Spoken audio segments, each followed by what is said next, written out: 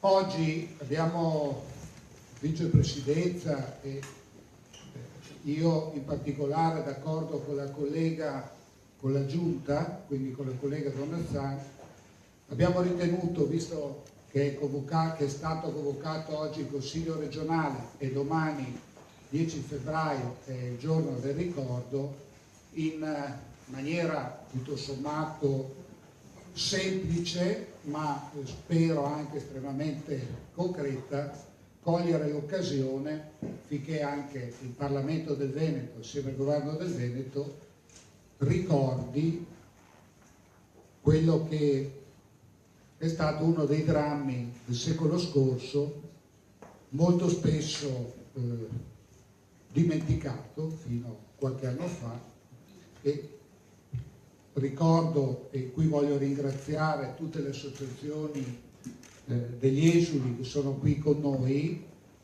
del lavoro svolto non tanto negli ultimi anni in cui è stato relativamente facile, ma soprattutto per tanti anni conservare la memoria di quegli eventi è stato in qualche modo una manifestazione carbonara, perché vi è stata poca comprensione. Ricordo qualche rievocazione quando ero ragazzino a cui partecipavo che veniva fatta veramente in forma nascosta. Qui con noi abbiamo Alessandro Cook, che è il vicepresidente nazionale dell'Associazione Nazionale Venezia Giulia Dalmazia. Poi ringrazio, abbiamo la professoressa Italia Giacca, che è membro dell'esecutivo nazionale dell'Associazione Nazionale Venezia Giulia Dalmazia, a cui cortesemente, anzi la ringraziamo, abbiamo chiesto di fare una piccola introduzione storica e non ultima, anzi forse estremamente importante, la testimonianza di Anna Maria Fagarazzi, che è un esule che ha vissuto in prima persona quei tragici eventi. A conclusione dell'incontro poi l'assessore collega Elena Donazzan qui assieme a noi sottoscriverà un protocollo d'intesa tra la Regione del Veneto, l'Ufficio Scolastico Regionale per il Veneto, la Federazione delle Associazioni degli Esuli Istriani, Fiumani e Dalmati per la realizzazione del progetto 10 febbraio, giorno del ricordo, credo che interessi le scuole e la nostra comunità in genere. Quindi grazie a tutti voi e darei la parola a questo punto ad Alessandro Cook per la sua introduzione.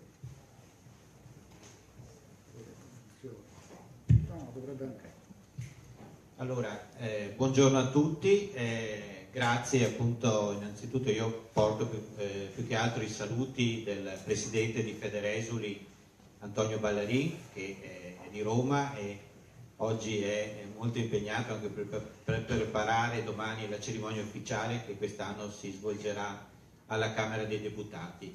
E io ringrazio appunto la Regione per questo momento, ringrazio il vicepresidente Giorgetti perché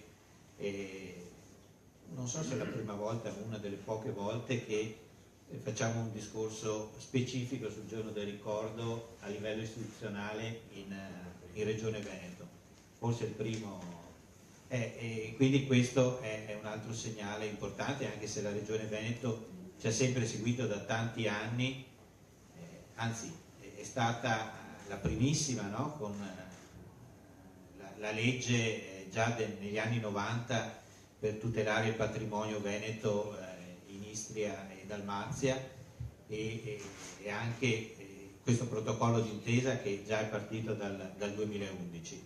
Io mi ricordo che qualche anno fa l'associazione Venezia Giulia Dalmazia ha dato un premio, proprio un riconoscimento alla Regione Veneto a Roma proprio per l'impegno che a livello regionale è stato portato avanti ormai da tanti anni, anzi abbiamo fatto forse recentemente il ventennale della cosiddetta legge Beggiato, che ha anticipato di moltissimo, ancora in tempi in cui, come diceva giustamente il vicepresidente Giorgetti, negli anni 90 eravamo ancora nel silenzio più assoluto, quindi questo è importante, come sarà importante il protocollo d'intesa che verrà rinnovato grazie all'assessore Donazzani. Ringrazio voi di essere presenti, cito, si parla, questo incontro e questo protocollo d'intesa è fatto dalla Federesuli, che raccoglie l'Associazione Venezia Giulia Dalmazia, ma tante altre sigle collegate con il mondo dell'esodo giuliano dalmata. C'è anche qui il segretario della Federesuli, Giorgio Varisco, che ringrazio, come tanti altri nostri rappresentanti che non cito tutti perché sono parecchi, e che, la cosa importante, provengono da varie realtà della regione. Abbiamo una presenza vicentina, veronese, padovana, veneziana, quindi questo per dare anche una dimensione proprio. Noi siamo presenti anche con una delegazione anche a Rovigo, anche a Belluno, quindi tutte le province, Treviso al comitato, quindi tutte le province venete sono rappresentate.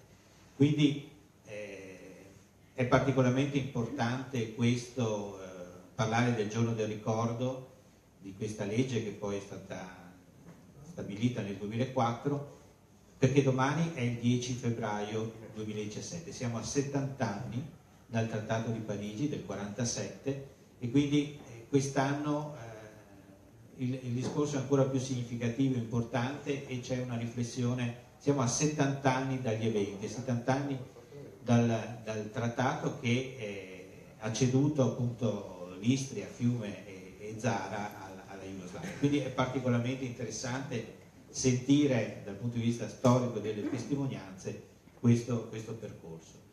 E ecco, io volevo solo fare una brevissima introduzione, perché lascio appunto la parte storica, la parte di testimonianza a chi seguirà dopo nel discorso, e quindi un ulteriore ringraziamento alla Regione Veneto per questo importante appuntamento.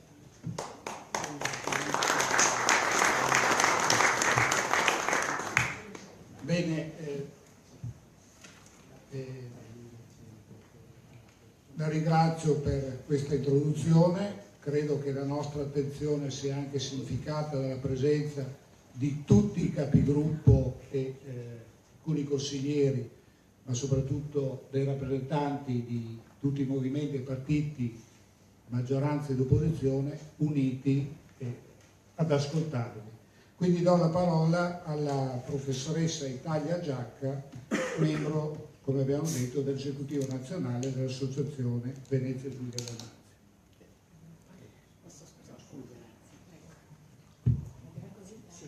Sì, va bene, grazie.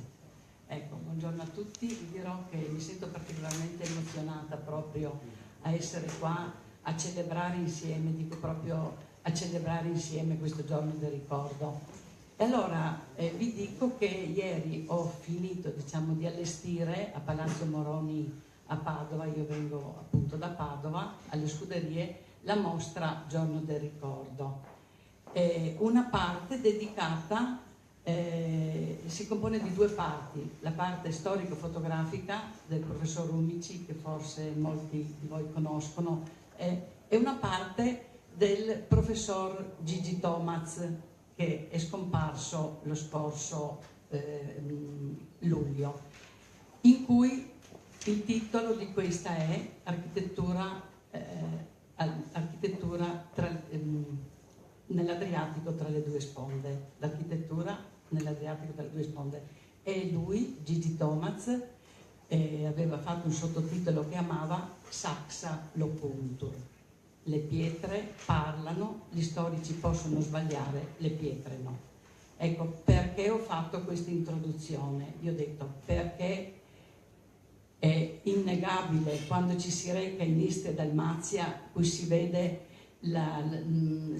le radici romane prima e veneziane poi. Insomma, l'italianità di quella terra si esprime dappertutto. Le pietre per prime, i monumenti parlano. Eppure il 10 febbraio del 47, per diciamo pure un lugubre disegno, quelle terre ci sono state strappate e con esse le persone che c'erano dentro. Strappate, proprio voglio dire, le terre e le persone, perché tutto quel popolo di istriani, dalmati, fiumani, giuliano-dalmati, insomma, è stato sconvolto. È stato sconvolto perché sia chi ha scelto l'esilio e chi è rimasto sono stati comunque vittime di questa forzatura, per cui il popolo giuliano-dalmata è andato distrutto. Poi certo ci si è ricomposti. Io ero una bambina di 6 anni quando ho lasciato il mio paese, faccio una piccola testimonianza diretta e mi ricordo con nitidezza cosa è successo quando la mamma mi ha accompagnato, accompagnata dalla mamma, abbiamo abbandonato il mio piccolo paese, Stridone di Portole, al centro dell'Istria, e a un certo punto sta bambina si è girata indietro, ha visto che il campanile scompariva e ha fatto ciao con la manina. Capivo in quel momento che qualcosa sarebbe cambiato completamente nella mia vita. E ci siamo fermati a Trieste. Il papà, via dalla guerra, non è tornato a casa perché minacciato di foiba, era un candidato alla foiba, per cui è rimasto a Trieste aspettandoci. La bambina di 6 anni ha il sentore di una bambina di 6 anni, appunto. Capivo che qualcosa stava cambiando, ma comunque poi andavo incontro al papà, insomma la vita è continuata. Ho compreso appieno il dramma dei miei genitori, che appunto hanno lasciato tutto, dico proprio tutto, in quelle terre, quando la mia età si è avvicinata a quella dei miei genitori. Ho interiorizzato e quindi mi pare di aver fatto il secondo esodo, ho detto io, perché ho proprio interiorizzato. Gli anni passano, il nonno paterno con cui abitavamo è rimasto nel paese, ecco perché ho detto il popolo è stato smembrato. È rimasto, ha detto io sono troppo vecchio per venire via con voi, vi sarei di peso, io rimango qui, non preoccupatevi per me. Queste sono state le sue parole. Allora, vabbè, io diciamo non ci avevo pensato più di tanto.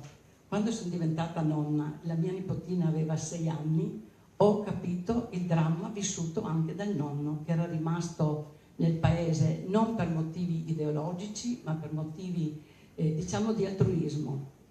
Lui è rimasto nel suo paese, ha fatto, diciamo, questa scelta, tra virgolette, obbligata. D'ufficio è diventato cittadino jugoslavo, non poteva parlare italiano in pubblico, ma lui non sapeva parlare altre lingue se non l'italiano. Non poteva frequentare la chiesa, lui che aveva una figlia suora. Ecco, per dire cosa vuol dire, l'altro giorno un ragazzo mi ha chiesto cosa vuol dire libertà. Ecco, ho detto, queste sono le cose della libertà. Non poteva fare questo, non poteva fare quell'altro. Lui non si è mai lagnato. Io però, quando appunto sono diventata nonna e per qualche giorno non vedo la nipotina, stavo male, ho capito alla sua sofferenza. E ho detto, ecco perché continuo a dire che tutto il popolo giuliano-dalmata è stato sconvolto. Sono le due facce della stessa medaglia di dolore. Questo è ciò che ha combinato quel famoso 10 febbraio del 47. Poi noi sappiamo che le persone con molta dignità, perché gli esuli con molta dignità si sono mossi, sono andati in giro per il mondo, perché una parte si è fermata in Italia, ma molti sono andati in giro per il mondo, noi sappiamo, sempre con molta dignità. Non abbiamo mai sentito schiamazzi, proteste, qualche volta mi viene da dire, scusatemi, anche troppo forse, anche con troppa dignità, perché lo ricordavo l'altro giorno e sono stata, pensate un po', all'Accademia Francesco Petrarca di Arezzo, mi hanno invitato e ho detto non ci siamo neanche ribellati quando il 2 ottobre del 69 è stata data quella altissima onorificenza a Tito. Ecco, Tito che aveva fatto quello che aveva fatto, che aveva distrutto il popolo, in quell'occasione è un'onorificenza che non so neanche il nome, scusatemi, la Gran Croce al valore, eccetera. La potete vedere, la Gran Croce al valore. A Tito dare un'onorificenza simile. E purtroppo i vari presidenti che si sono poi alternati non è più possibile toglierla. Io mi chiedo con quale spirito si poteva dare una simile cosa a chi ci aveva fatto tanto del male. Ero a Trieste nel 54, ragazzina di 12 anni, quando Trieste nel 54 è passata all'Italia, perché le nostre tappe, diciamo le nostre date, le ho ricordate, sono queste: 10 febbraio 47, che sancisce appunto questa, che sancisce una situazione strana, cioè soltanto la parte nord-occidentale dell'Istria viene considerata zona B. La restante Istria è data alla Jugoslavia di Tito. Trieste sotto il governo militare, la zona A sotto governo militare alleato. Bene, Memorandum di Londra, 26 ottobre del 54, sancisce il ritorno sì di Trieste alla madrepatria, ma il resto dell'Istria ancora alla Jugoslavia di Tito. Io vi posso dire, perché nel 54, vi ho detto, bambina di 12 anni, ero a Trieste, vestita di bianco, rosso e verde. Tutta Trieste era per le piazze in tripudio per questo ritorno finalmente all'Italia. Per noi esuli è stato anche un momento di dolore, perché in fondo pensavamo a chi avevamo lasciato, a cosa avevamo lasciato ancora dall'altra parte in Istria. Quindi è stato da un lato sì, certo che si tributava, che ci si felicitava per Trieste, però ancora. E poi lo schiaffo finale è stato il trattato di Osimo, che fatto in sordina, senza nessun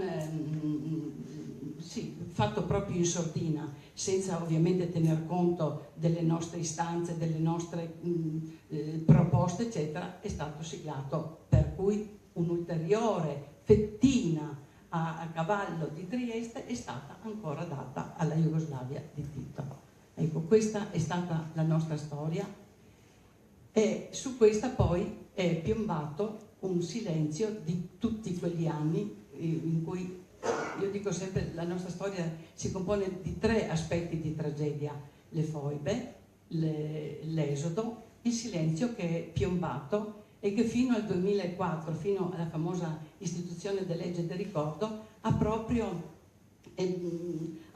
tolto completamente la nostra storia in tutti i sensi. Io ho detto, ci vogliono infoibare ancora una volta.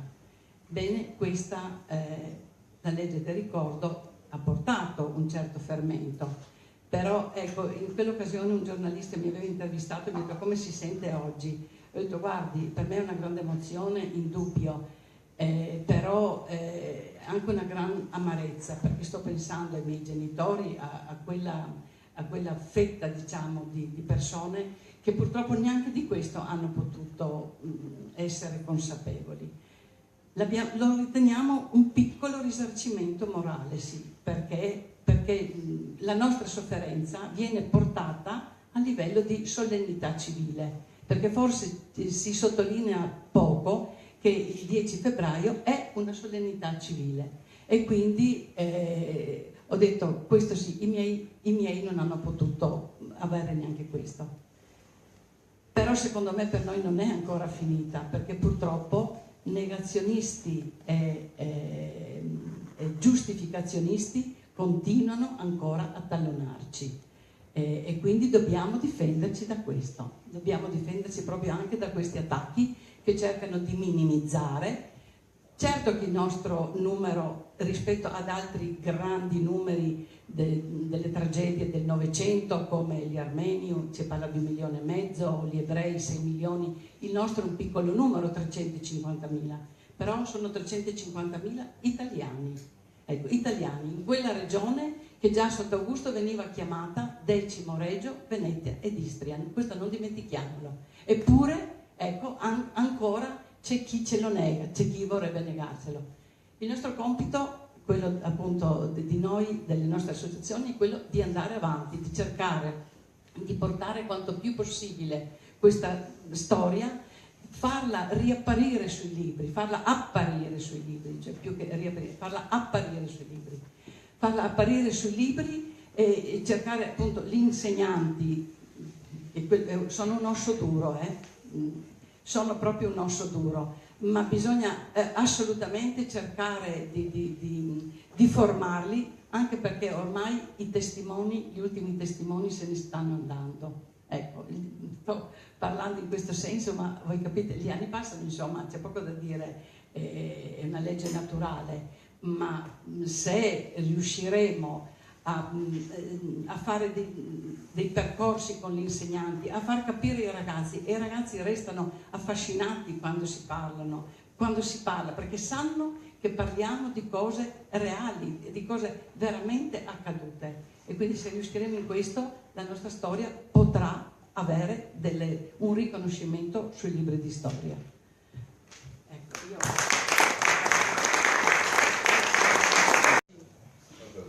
E allora io ai ragazzi dico sempre: non parlo con il microfono, perché il microfono altera anche la voce, perché quando si parla di cuore, di sentimenti e di cose tragiche, i ragazzi devono sentire nella voce tutto il dolore che portiamo. Io quando vado nelle scuole dico sempre, faccio un profilo storico e racconto la storia della nostra terra, che non è conosciuta, e dico, parlo di una storia di pagine, cioè una pagina di storia italiana e non slava, perché noi siamo sempre stati italiani, non siamo mai stati slavi, e la nostra è stata un'estrema scelta di italianità. E io quando vado nelle scuole, ne frequento molte, vado dalla metà di gennaio ai primi di giugno, vado nei comuni, dico sempre: io vi racconto una storia vera, la storia che ha vissuto Anna Maria da bambina quando aveva 9 anni. E i miei ricordi sono lucidi, trasparenti. Io non altero mai quello che ho vissuto, né in meno perché non è corretto, e né in più. Io ho una storia che purtroppo è una storia anche di tanti altri bambini, ma io racconto la mia perché conosco quello che ho passato. La mia famiglia nel luglio del 44, io sarò stringata, mi hanno tanto raccomandato: stai stringata, è difficile in 10 minuti, capite? Perché è veramente una storia di grandi emozioni. Nel luglio del 44 una parte della popolazione di Pola e la mia famiglia ha deciso di trasferirsi nel centro dell'Istria perché c'erano bombardamenti a Pola anche 3-4 in un giorno. Quindi nel centro dell'Istria bombardavano lo stesso, ma in misura minore. Io ho passato un'estate, una bambina di città, ho passato un'estate in questo paese a 12 chilometri da Pola e Vignano d'Istria, bellissima, perché andavo nei campi scalza, cosa che non si poteva fare nelle città, c'era la frutta a portata di mano, ho passato un'estate bellissima. Avevo 8 anni e ci siamo iscritti a scuola, tutte le sorelle, eravamo 4. Quindi quando arrivarono gli slavi, guardate che io sono chiara, io non dirò Svegnu l'Arcangelo San Michele, no, io racconto le cose come stanno. Il 1° maggio io abitavo a Vignano d'Istria, ero in classe, cioè al 1° di maggio hanno già portato via mio padre, non ne abbiamo più saputo niente, e mia madre diceva: io gavarasà in poi ba, io gavarasà copà, eravamo disperati. I primi di giugno io ero in classe con le altre mie compagne, la maestra parlava del Risorgimento, parlava di Anita Garibaldi, di Cavour, era una storia affascinante. Ad un tratto bussarono all'uscio della mia classe, si presentarono 4 persone, 2 uomini e 2 donne, completamente armati, il mitra a tracolla, un coltello dietro alla schiena, una pistola nella fondina, e chiesero alla mia insegnante, alla mia maestra, chi fosse Anna Maria Pagarazzi, e siccome di mio padre non sapevamo più niente, io guardate, ho proprio pensato, Madonna Santa, adesso mi infoi banca me, perché mio padre non era più tornato.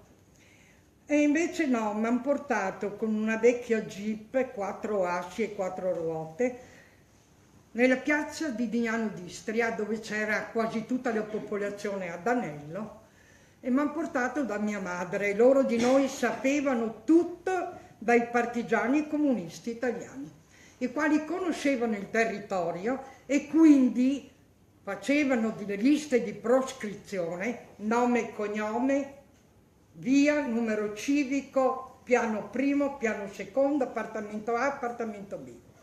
Queste liste di proscrizione, alcune, sono state trovate negli archivi di Belgrado e di Zagabria. C'è stato chi ha avuto la pazienza di andare a cercarle.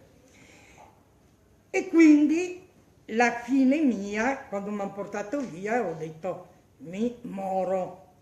Invece mi hanno portato nella piazza dove c'era mia madre con le mie 3 sorelle e quindi sapevano tutto. In un angolo della piazza c'era un gruppetto di soldati slavi con a capo un capitano croato. Io non conoscevo i gradi, ma me li hanno detti mia madre, il quale fece un cenno. Ad un certo punto c'era un grande silenzio, fece un cenno e portarono nella piazza 2 giovani. Io li ricordo biondi e ricciuti. Ne conoscevo uno perché era il nipote del segretario comunale del paese, che una volta il segretario comunale era una grande autorità. Il segretario è stato infoibato qualche settimana dopo. Suo nipote era in mezzo alla piazza. Ad un altro cenno del capitano estrassero dalla tasca 2 britolini, le persone che li accompagnavano, che sono tipici coltellini istriani con una lama di 5 centimetri, larga mezzo e con un manico di osso di legno, e servono in primavera per tagliare i virgulti delle piante più piccole. E ad un altro cenno, in un grande silenzio, cominciarono ad ammazzarli davanti a tutti noi.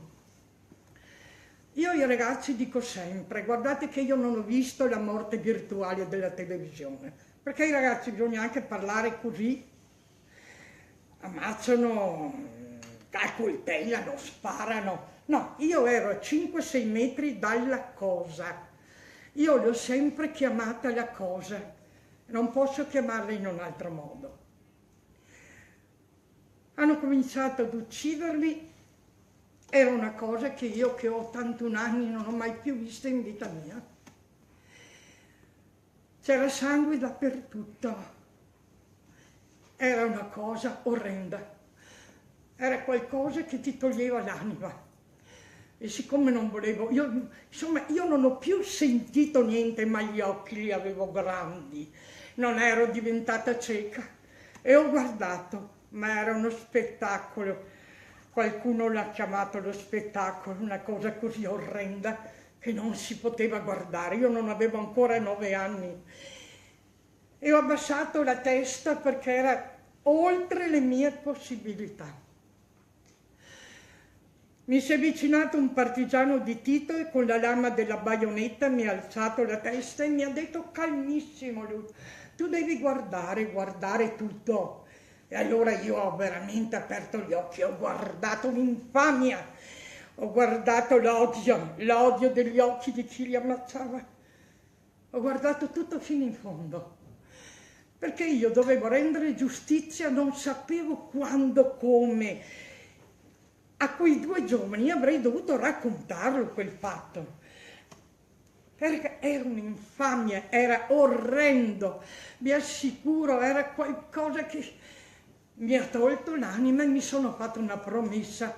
Lo dico ai ragazzi, io non ho giurato su Dio, la Madonna e i Santi, perché Dio è amore, Dio non c'era là. Ho giurato su me stessa e ho fatto una promessa che avrei raccontato quello che stava succedendo.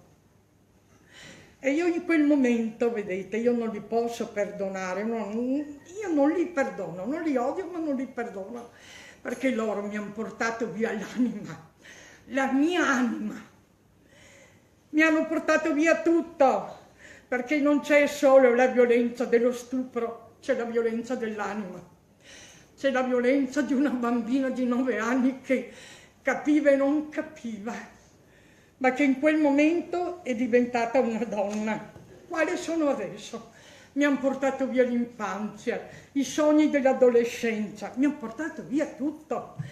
E io ai ragazzi dico, guardate che per ricostruire la mia anima io ci ho messo decenni. Quando hanno finito di ammazzarli, li hanno messi in una carriola che portava i letami dei campi, uno con la testa di qua, uno con la testa di là. E poi hanno attraversato la piazza e li hanno, in dialetto istriano si dice sgnacca, che vuol dire proprio butta addosso, sulle mura del cimitero di Dignano d'Istria. Quando siamo usciti dalla piazza quella mattina, mia madre molto sottovoce, io non ho mai capito, i miei genitori si basavano, avevo una sorella più grande, io non ho capito perché quel peso l'avessi sempre da portare io. Però in un certo momento li ringrazio, perché mi hanno reso forte, come la pietra d'Istria.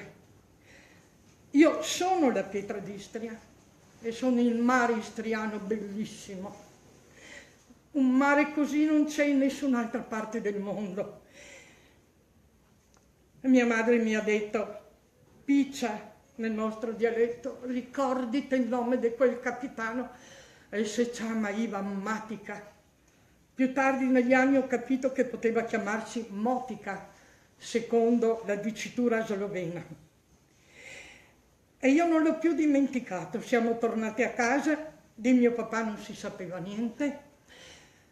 Una notte bussò agli scuri di casa mia una donna e disse a mia madre, guardi signore, che suo marito è in carcere qua a Dignano d'Istria ed è nella lista degli incoibati. Se voi potete fare qualcosa, fatelo. Mia madre ha pensato qualche giorno, ha lasciato a casa le mie 3 sorelle, ha preso me per mano. Alle 3 di notte mi ha alzato e mi ha detto, adesso mieti. Andemmo a Rovigno d'Istria, che era la cittadina di nascita della mia parte paterna, a cercare un documento, un'attestazione di probità, perché mio padre era un impresario, era un grande italiano, non aveva mai fatto del male a nessuno. Andiamo a cercare un attestato, proprio mia madre mi ha detto la parola probità e io ho capito. Abbiamo fatto 32 chilometri a piedi perché non c'erano mezzi di trasporto. Mia madre ha raccontato a mio fratello che è nato in campo profughi e che lui insisteva, dice Anna Maria anche la piangeva, la brontolava, beh avrei voluto vedere io. Siamo arrivati a Rovigno d'Istria in tarda serata. Io sono andata a casa dei miei nonni, mia mamma è andata in municipio, le hanno rilasciato questo documento perché mio padre era conosciuto non soltanto per la sua impresa, ma perché era stato un grande campione di canottaggio, è stato un campione italiano e universitario a Cambridge e ha sempre vinto il primo premio. E quindi questo documento è stato rilasciato proprio anche per la conoscenza che avevano. La mattina dopo le 3 abbiamo fatto il viaggio di ritorno da Rovigno d'Istria a Dignano d'Istria. Siamo arrivati sempre in tarda serata. Mia madre ha consegnato il documento, ha detto senta, mio marito non ha mai fatto male a nessuno, è solo un grande italiano. Me lo rimandi a casa, ho 4 figlie. Dice se non è questa sera, sarà domani sera, lo mandiamo a casa. La sera dopo mio padre è tornato. È tornato sì, era stato anche torturato, era in condizioni tristissime. Di notte però la solita signora ha bussato di nuovo agli scuri e ha detto a mia madre, signora, dica a suo marito che scappi immediatamente. Attraverso il bosco che collega Dignano d'Istria a Pola, va da Pola dove ci sono gli alleati. Mio padre si è vestito alla belle meglio, eravamo tutte lì, noi sorelle, piangevamo e lui è partito com'era. Una volta gli uomini portavano la camicia da notte e mio padre se l'è infilata nei pantaloni ed è scappato in questo modo. Poco dopo mia madre mi ha alzato, mi ha messo un paio di mutandine strettissime e nella pancia mi ha messo tutti i documenti di mio padre e mi ha detto: adesso tu vai a Pola, a casa nostra, attraversi il bosco e porti a papà tutti i documenti, non tornare mai più indietro, rimani a casa con papà. E io pensavo forse qualcuno mi aiuterà, perché dove va una bambina di 9 anni? In un bosco. Io conoscevo il limitare del bosco, ma non il bosco. Era una cosa spaventosa. Mia madre è sempre stata una donna di poche parole. Ha aperto il portone di casa, mi ha messo fuori e mi ha detto va, e ha richiuso il portone. Io ci ho messo un po' a capire che dovevo andare da sola. Mi sono fatta coraggio e ho cominciato a camminare in quel bosco. Quel bosco è ancora nei miei incubi di donna adulta. Sentivo i rumori degli animali e i passi di persone e avevo un'angoscia, una paura terribile che mi trovassero, mi portassero via i documenti di mio padre e poi la fine era la foiba. Ho passato 8 ore in quel bosco. Sono arrivata sui gradini di casa mia a Pola alle 8 del mattino. Mi sono seduta perché non avevo le chiavi di casa ad attendere mio padre fino alla tarda serata. Quando è arrivato ho consegnato tutti i documenti e ho finito la parte del mio compito, la prima parte. E poi ho cominciato a lavare, a stirare, a cucire, a lavare i pavimenti, a cucinare, ho bruciato tante pentole, ma mio padre non si è mai lamentato. Fino a settembre del 45 noi siamo stati, io e mio padre, la famiglia, distinta da quella che era ancora Dignano d'Istria. A settembre, tramite una conoscenza, mio padre riesce a riportare a Pola mia madre e le mie sorelle che erano tenute come ostaggio perché mio padre era scappato. Abbiamo fatto il Natale del 45 tutti assieme, l'ultimo presepe di casa mia. Ai primi di gennaio del 46 girava una voce per l'Istria e la Dalmazia che forse noi, i grandi, erano riuniti al castello di Versailles un'altra volta e dovevano decidere, io dico, il castigo dei popoli vinti. Ai primi di agosto non si credeva. Io una volta ho chiesto a mio padre, ma tu ci credevi? Dice no, guarda, pensavamo proprio di no, perché noi avevamo un'altra lingua, un'altra storia, un'altra civiltà, altra cultura. Avevamo soprattutto la lingua e la cultura molto diverse. Però ai primi di agosto un giovanissimo giornalista che era presente al congresso di Versailles telefona a un nostro poeta che si chiamava Bepi Nieder a Pola e dice guarda che qua hanno già deciso, l'Italia perderà l'Istria, Fiume e la Dalmazia, saranno annesse alla Jugoslavia. Noi a Pola abbiamo fatto anche delle manifestazioni non cruente, non violente. Io ci sono sempre andata con mio padre e mia madre. Vedete, io ho avuto un padre che mi ha insegnato l'amore d'Italia, l'amore, l'ideale dell'Italia. L'Italia non sono i governi che si trasmettono l'uno all'altro. L'Italia, lo dico ai ragazzi, è la parte più dolce, la parte più interna della nostra anima e della mente. E mi ha insegnato ad amare l'Italia, non i governi. E mi ha anche insegnato che la nostra è una scelta di italianità, era una scelta profonda, consapevole. Siamo entrati tutti dentro all'arena con una candela in mano, io c'ero, sapete. Il poeta ha detto: accendete le candele e diamo l'addio alla nostra città e alla nostra terra, perché in cuor nostro avevamo già deciso di andarcene, di essere esuli. Dove andare? Non sapevamo come o dove, ma noi dovevamo andare via. Noi non potevamo diventare jugoslavi. È quello che mi ha spiegato mio padre. Io avevo 10 anni e mezzo. Ho condiviso la scelta di mio padre e mia madre. Io ero diventata una persona adulta a Dignano d'Istria e ho capito perfettamente quanto mio padre mi diceva e perché lo dovevamo fare. Perché? Perché non era possibile rimanere là, perché se tu rimanevi là diventavi jugoslavo. Sapete, qualche anno dopo io sono andata ad incontrare mia nonna, che è andata esule a 95 anni da Rovigo d'Istria, e ho chiesto a lei: nonna, ma perché te sono venuta via a quell'età? Lei mi ha dato una risposta magnifica: perché mi sono nata italiana, non posso morir sciavona.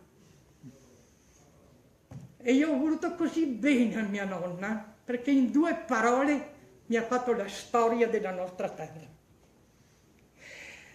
Io sono partita con la nave Toscana con il primo convoglio di un cargo di trasporto, non una nave da crociera. Sono partita da Pola il 1 febbraio del 47. Mio padre ha rotto tutti i vetri della casa. Se vorrà stare qua, gli ho detto, dovrà mettersi. Faceva un freddo da matti. Siamo saliti sulla nave. C'erano letti a castello nella pancia del Toscana fino al 6° piano. Eravamo famiglie, non eravamo vai di giovanotti da soli. Eravamo famiglie intere, i nonni, i nostri genitori, noi, andati via con una valigia di 20 kg e qualche mobile. Io sono arrivata alle 4 del pomeriggio al porto di Venezia. Ci hanno accolti un muro di portuali comunisti, quali ci hanno tirato le pietre, le palle di neve, ci hanno chiamato fascisti, hanno dato alle nostre mamme e alle nostre sorelle degli epiteti offensivi. Ai ragazzi dico sempre: sono nel dizionario della lingua italiana, ma non si debbono ripetere, per dignità e per educazione. Ci hanno sputato. Non volevano che salissimo sui treni. Bisogna spiegare, non erano treni passeggeri, erano vagoni bestiame con un po' di paglie per terra. Il nostro convoglio portava la gente a Vicenza, Verona e a Torino. Non volevano che salissimo, dopo accordi con le autorità che ci aspettavano. Siamo saliti sui vagoni bestiame, eravamo così pigiati che non ci risparava neanche.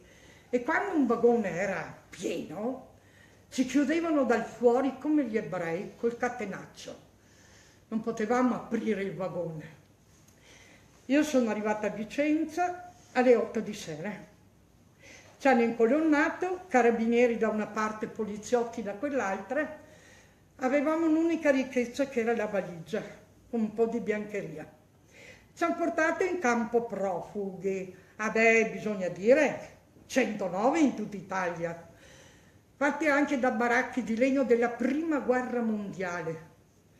Noi siamo andati in questo ex seminario vescovile, bombardato, cadeva la neve e l'acqua dal soffitto, non c'era riscaldamento, non c'era la luce, non c'era niente.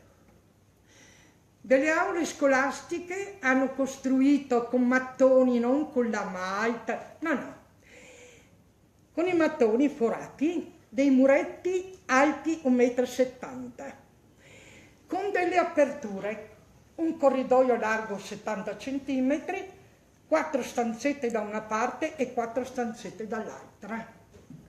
Noi Noi che siamo arrivati per primi ci siamo messi in una stanzetta che aveva la finestra, ma le altre stanzette che chiamavamo box non avevano la finestra. Per tanti anni quanti siamo stati in campo profughi? La mia famiglia 7 anni e mezzo, in completa promiscuità.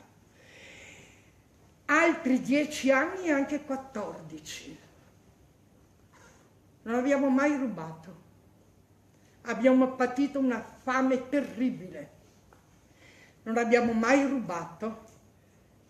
Non abbiamo mai domandato l'elemosina. No, eravamo troppo dignitosi e orgogliosi. Le donne non si sono prostituite. Gli uomini hanno fatto i lavori più umili. Non abbiamo mai fatto manifestazioni davanti al comune o davanti alle prefetture, perché mio padre diceva, è una scelta che abbiamo fatto noi. Ci dimenticano, pazienza, arriverà il momento che potremo parlare. E mio padre guardandomi diceva, tu sarai quella che dovrai parlare. E abbiamo studiato i ragazzi, ma tanto vi posso assicurare, non avevamo neanche i libri. Il mio primo quaderno di scuola, frequentavo la quinta, andavamo dai barbieri e nei bar, perché erano coloro che avevano il giornale, tagliavamo le strisce bianche attorno allo scritto, le incollabiamo con acqua e farina, poca farina perché era preziosissima. E quelli erano le strisce, i nostri primi quaderni. Poi alla fine della quinta mi hanno dato un quaderno che io conservo ancora perché era una ricchezza per me. Sapete, una mia insegnante di lettere alle superiori, io ho fatto un tema parlando di questo, mi ha detto, era di fede comunista, ma era un'intellettuale onesta. Mi ha detto, tu vai a raccontare la tua storia. Anna Maria, farai tanta fatica, però vai lo stesso. Vai a difesa tua e della tua gente. E quando ho potuto, sono andata a raccontare nelle scuole, perché mi hanno portato via tutto, ma non i ricordi. Non il mio dolore, quello non me lo porteranno via mai, perché quello è mio, perché io ho una bambina vicino di 9 anni che mi dice, vi posso assicurare che io ho un colloquio con questa bambina, ma ti permi, cosa che ti ho fatto per rendermi giustizia? Io dico, guarda, io scrivo, vado nelle scuole, no, permi, che me la porta via tutto e io devo stare in silenzio perché non ho un'altra risposta. Perché lei è disperata ed è arrabbiatissima. Io lo dico sempre ai ragazzi perché me lo chiedono, ma non è più stata felice? Oh sì, ho studiato, tanti amici, mi sono sposata, ho figli, nipoti, sono stata felice, ma una parte di me non può esserlo come tanti altri esuli, quelli che hanno vissuto queste atrocità. Signori cari, non si può dimenticare e io non perdono perché hanno ucciso i miei fratelli. Lo dicevo sempre alla Licia Cossetto quando veniva ospite a casa mia. Licia, ti te perdoni? No, neanche a me e non voglio dimenticare. Perché i ragazzi devono sapere queste cose, perché i miei figli non l'ho raccontato io, l'ha raccontato mia mamma e io l'ho raccontato ai miei nipoti, che amo tantissimo e che dico sempre a loro, mezzo di voi è vicentina, ma mezzo il sangue della nonna istriana. A me è capitato questo quando ero al liceo, di non trovare una parola in alcun libro di testo, sono passati tanti anni da quel tempo. Io incappai in un foglio quasi clandestino, l'avevo trovato dentro la sede di un partito, il mio era il Movimento Sociale, e raccontava la storia di una giovane ragazza, Norma Cossetto. Era una universitaria a Padova, stava facendo la sua tesi di laurea e divenne, No, grazie. è oggi il simbolo di una Italia che molto tardivamente si è resa conto di quello che è accaduto. Perché la medaglia d'oro al valore civile a Norma Cossetto venne data da Carlo Azeglio Ciampi nel 2005, scusate. Perché la legge che istituisce il giorno del ricordo, è stato ricordato qui, è del 2004. Ma se voi andate a sfogliare i libri di testo dei vostri figli o nipoti, ancora oggi non trovate nulla che riguarda la storia dell'Istria, della Dalmazia, di Fiume e del genocidio del popolo italiano in quelle terre. Allora, la nostra grande storia è fatta delle storie personali, le loro, che sono testimonianze difficili e dolorose e che però hanno diritto di essere riconosciute per il grande sacrificio che hanno significato per la loro famiglia, per le loro famiglie e per la nostra grande storia. Ecco perché oggi rinnoviamo il protocollo che abbiamo sottoscritto nel 2011, come ricordava Alessandro Cucca, ma ricordando un altro fatto, che nel 2006, proprio dopo la legge, dopo il riconoscimento a Norma Cossetto, vittima della peggiore delle barbarie, e ancora oggi, guardate, quella verità non è fino in fondo affermata. All'Università di Padova c'è una grande stele che elenca tutti i soldati che aderirono alla Resistenza e c'è anche il nome di Norma Cossetto.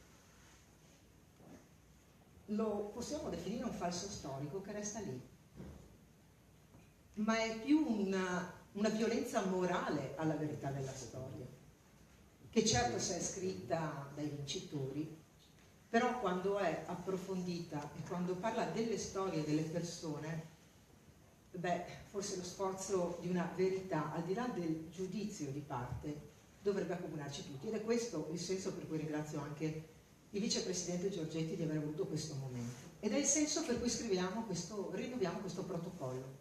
In questo protocollo si dice semplicemente che nelle scuole della Regione del Veneto si deve approfondire queste che sono pagine di storia strappate. Immaginiamole così, sono state strappate. Che queste storie devono essere raccontate principalmente dai testimoni, perché questa storia non mente, non è passata attraverso il giudizio di qualcuno. Nel tentativo di arrivare a scrivere finalmente la storia con quella onestà intellettuale che ci fa dare anche un giudizio che non deve essere di parte, ma deve essere quanto più sereno possibile, perché poi questa storia in particolare è a noi molto vicina, non solo geograficamente, e quindi c'è anche la presenza qui di Ettore Beggiato, c'è quella legge, ma c'è tutta la tradizione romana, cristiana, veneziana, italiana, c'è la lingua, c'è la religione, c'è che l'Adriatico non è un mare che separa, ma era un mare che univa, c'è che la storia del passato si legge con la storia di oggi, perché se noi abbiamo la necessità di approfondirla perché c'è una verità della storia, è anche vero, guardate, che in molte scuole vi è una profonda ignoranza. Io non voglio solo andare ad attribuire un approccio ideologico, ma è capitato in un istituto tecnico importante della mia città di accompagnare, in questo caso era Anna Maria Pagarazzi, ad una testimonianza e poi essere avvicinata da una docente di storia che un po' commossa mi ha detto: io la ringrazio perché non sapevo niente. Quindi è un'insegnante di storia, laureata in storia, che non ha conosciuto questo. Cos'è la rimozione? Quale vizio ha portato a rimuovere questa storia? Che è una storia, come diceva Italia Giotti, di italiani. Allora, siccome questa nostra regione è così legata, è un simbolo importante, perché lo stesso leone che abbiamo nel nostro simbolo della regione è quello che si vede nelle pietre dell'Istria e della Dalmazia, perché le pietre non mentono. E allora il nostro è un compito alto, è quello per cui il Consiglio regionale del Veneto nelle sue parti, nei suoi obiettivi nobili di essere maggioranza ed opposizione, e l'assessore all'istruzione pro tempore, non perché a me è capitato un incidente di percorso scuola, ma perché riteniamo che l'educazione, la conoscenza debbano passare attraverso le scuole principalmente, sottoscriveremo questo protocollo. Vedete, è ancora difficile. Pensate che quando nel 2006 la Regione inviò del materiale didattico proprio perché mancava totalmente nella disponibilità delle scuole e nei libri di testo non vi era traccia, ebbene quel materiale didattico in molti casi venne cestinato, non si trovò traccia. Era un materiale didattico che aveva avuto la supervisione di Paolo Mieli, quindi non era un documento di parte, della mia parte, scritto da Elena Donazzani. Era qualcosa che invece voleva essere di aiuto alla didattica nelle scuole. E se oggi, e veramente chiudo ringraziando ancora una volta il Consiglio regionale, si è voluto questo momento per il 10 di febbraio, che è domani, ma oggi ci serve perché domani nelle città, a Verona, a Padova, a Vicenza, a Treviso, immagino in tutte le città del Veneto, finalmente si ricorda, è perché ci interroghiamo fino in fondo se è sufficiente. Io non lo credo, perché ancora troppe sono le omissioni, troppe sono le falsità. Il mio auspicio è quello di andare a cambiare quella lapide all'Università di Padova, perché se l'Università di Padova è l'alta formazione ed è l'accademia, e lì non si può accettare che il falso storico esista, senza volontà di riscritture ideologiche, ma semplicemente con lo spirito di verità. Le ringrazio ancora per queste testimonianze, perché conoscendole da qualche tempo so qual è il grande dolore che le muove, perché vedete, il ricordo di una famiglia, e lo sappiamo tutti se pensiamo alle nostre di famiglia, non può mai essere rimosso, è lì come un tarlo, e finché non hai un po' di senso di giustizia, quel dolore diventa inaccettabile. Allora il compito di un'istituzione, se può, è anche quello di provare a rimuovere quel dolore.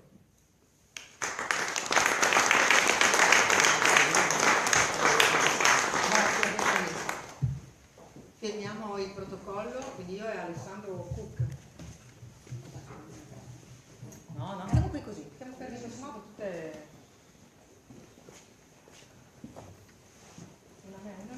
Grazie. E poi sarà sottoscritto anche dall'ufficio scolastico regionale, che è la parte più importante, ma stamattina la dottoressa Beltrame non poteva essere presente.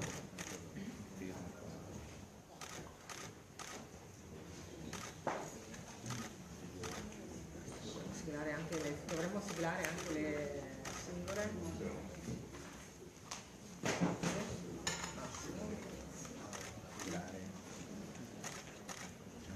Sì, grazie, Massimo.